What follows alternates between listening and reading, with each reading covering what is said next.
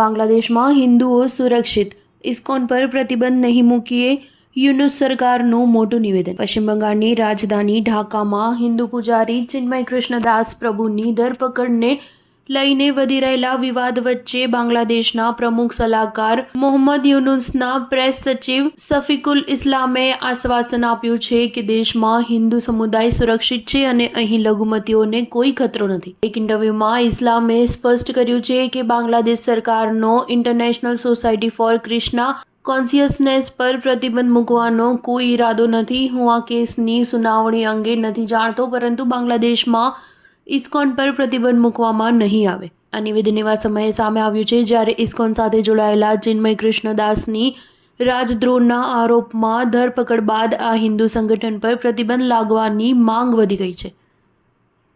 બાંગ્લાદેશ હાઈકોર્ટે ગુરુવારે ઇસ્કોનની ગતિવિધિઓ પર પ્રતિબંધ મૂકવાની અરજી ફગાવી દીધી હતી. તાજેતરમાં જ બાંગ્લાદેશમાં લઘુમતી સમુદાયો વચ્ચે હિંસાની ઘટના પર બોલતા ઇસ્લામે કહ્યું કે હિન્દુ સમુદાય બાંગ્લાદેશમાં સુરક્ષિત છે. એક વ્યવસ્થિત સ્તર પર ખોટી માહિતી ફેલાવવામાં આવી રહી છે. હું તમને વિનંતી કરું છું કે આવીને ગ્રાઉન્ડ સ્થિતિ જુઓ. શરૂઆતના થોડા દિવસોમાં હિંસા થઈ હતી, પરંતુ હવે સ્થિતિ નિયંત્રણમાં છે. ઇસ્લામે આગળ કહ્યું કે ચિન્મય કૃષ્ણદાસને નિષ્પક્ષ ન્યાય મળશે અને સરકાર આ દિશામાં સંપૂર્ણ રીતે પ્રતિબદ્ધ છે.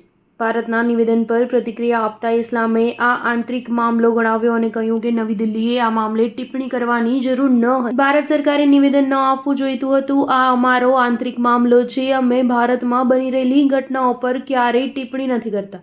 ભારતે મંગળવારે ચિન્મય કૃષ્ણદાસની ધરપકડની નિંદા કરી હતી અને બાંગ્લાદેશમાં હિન્દુ સમુદાયની સુરક્ષા સુનિશ્ચિત કરવાની માંગ કરી હતી. વિદેશ મંત્રાલયે કહ્યું કે અમે ચિન્મય કૃષ્ણદાસની ધરપકડ અને તેના જામીન નામંજૂર થવા પર ખૂબ જ ચિંતિત છીએ. સ્ટાર ન્યૂઝ 7 હંમેશા સચ્ચાઈની સાથે.